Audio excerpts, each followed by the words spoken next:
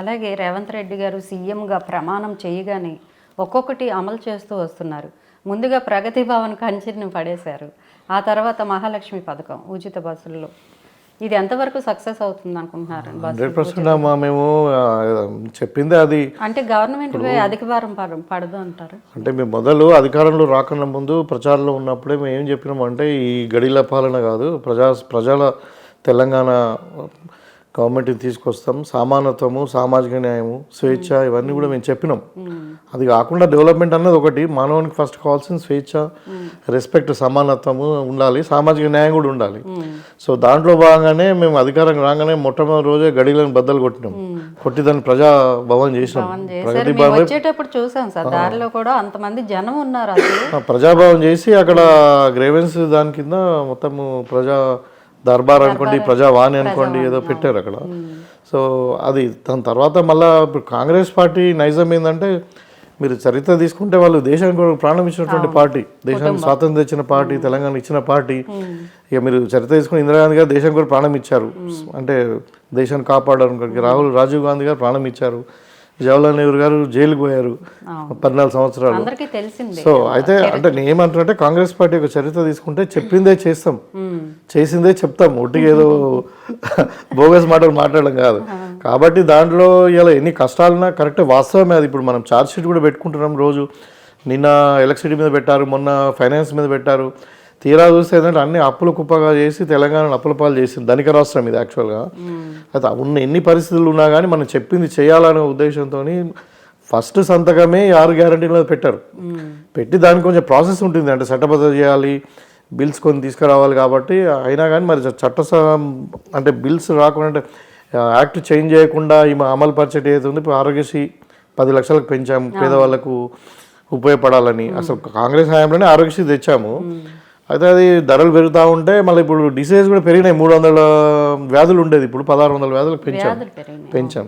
అదే కాకుండా మహిళలకు ఇవాళ ప్రయాణం భారం అవుతుందని చెప్పి మరి వాళ్ళకు కూడా ఉచితంగా ఆర్టీసీ నష్టపోయినా పర్వాలేదు కానీ పేదవారికి ఉపయోగపడాలని చెప్పి ఆడపడుచులు ముఖ్యంగా వాళ్ళకి ఇవ్వాలన్నది వెంటనే సెకండ్ డే 9th నాడు సోనియా గాంధీ గారి బర్త్డే ఉంటుంది, ఆ రోజు ఇంప్లిమెంట్ చేసాం. రాబోయే కాలం ఇంకా తొందరగా కూడా అన్నీ చేస్తూ ఉంటాం. 100 రోజులు టైం అడిగాము, 100 రోజుల్లో కంపల్సరీ ఎగ్జిక్యూట్ అవుతాయి. ఇప్పుడు మీరు అన్నారు ధనిక రాష్ట్రంగా ఉండేది అప్పుల పాలు చేశారని. అంటే ఉమ్మడి ఏపీగా ఉన్నప్పుడు, విడిపోయినప్పుడు ధనిక రాష్ట్రంగానే ఉండేది తెలంగాణ. మరి దాని వెనక కృషి చంద్రబాబుది కూడా ఉందంటారా లేదా? అనలేం కానీ అంటే తెలంగాణ బేసిక్గా రిచ్ అమ్మా. అప్పుడు నిజాం ప్రభుత్వం నుండి కూడా అంటే ఇప్పుడు మన ఆంధ్రప్రదేశ్ ఏర్పడకుండా ముందు తెలంగాణ రాష్ట్రం ఉన్నప్పుడు కూడా అప్పుడు ధనిక రాష్ట్రమే. అంటే ఇక్కడ ఏంటంటే కొంచెము ఈ హైదరాబాద్ సిటీ చేయడం కానీ, ఈ భూముల వాల్యూ కానీ ఇవన్నీ ఎక్కువ ఉన్నాయి. ఇక్కడ కొంచెం ఒక జనరేషన్ కొద్దిగా ఎడ్యుకేషన్ వెనుకున్నాం ఆంధ్ర కంటే, కానీ ఇక్కడ అంటే స్పెండింగ్ ఎక్కువనే.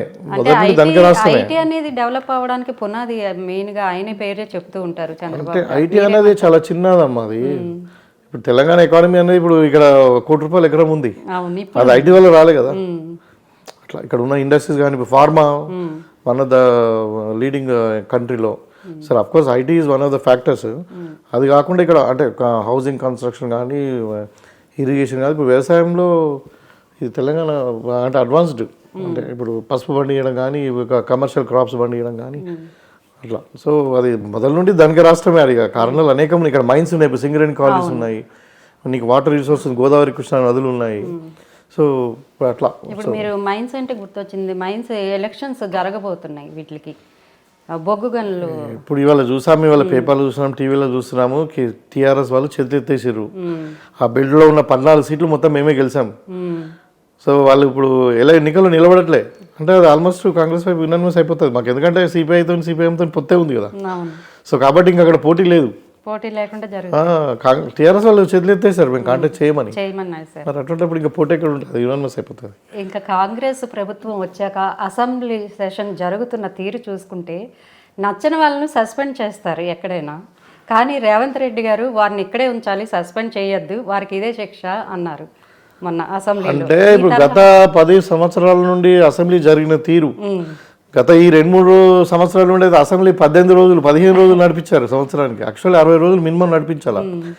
ఆ స్థాయి నుండి మేము ఏమంటున్నామంటే నిజంగా ప్రజల తెలంగాణ కాబట్టి మాది ప్రతిపక్షాలకు వాళ్ళకి అవకాశం ఇవ్వాలి. ఎంత మాట్లాడతారో మాట్లాడండి, ఏ సబ్జెక్ట్ మీద మాట్లాడతారో మీరు మాట్లాడండి, మీరు మంచి సలహాలు ఇవ్వండి, మేము తీసుకుంటామన్న దాని మీద. ఒక ఓవైసీ అక్బరుద్దీన్ ఓవైసీ గారు 7 మెంబర్స్, వాళ్ళు 7 అసెంబ్లీ మెంబర్స్ అంటే ఎమ్మెల్యేస్ వాళ్ళు అంతా, కానీ వాళ్ళకు 1 గంట టైం ఇవ్వడం జరిగింది. సిపిఐ వాళ్ళు ఒకలే అయినా కానీ హాఫ్ అన్ అవర్ టైం ఇవ్వడం జరిగింది, బీజేపీ వాళ్ళకి టైం ఇవ్వడం జరిగింది, టీఆర్ఎస్ వాళ్ళకైతే అసలు అధికార పక్షం కంటే ఎక్కువ టైం ఇవ్వడం జరిగింది. సో అది ప్రజాస్వామ్యంలో చర్చ జరగాలి అసెంబ్లీలో అన్న దాని మీదనే ఇష్యూస్ మీద మేము అంత లిబర్టీగా ఇచ్చాం. మీరు చూసారు కదా, అసలు ప్రజలు అనుకుంటారు, నిన్న నాతో కూడా చాలా మంది మాట్లాడారు ఏంటంటే అసలు అసెంబ్లీ అంటే ఇట్లా ఉండాలా, ప్రతిపక్షాలు కూడా మాట్లాడే అవకాశం ఇవ్వాలి. అది డెఫినెట్గా కన్స్ట్రక్టివ్ క్రిటిసిజం మేము యాక్సెప్ట్ చేస్తామని చెప్పాము మేము.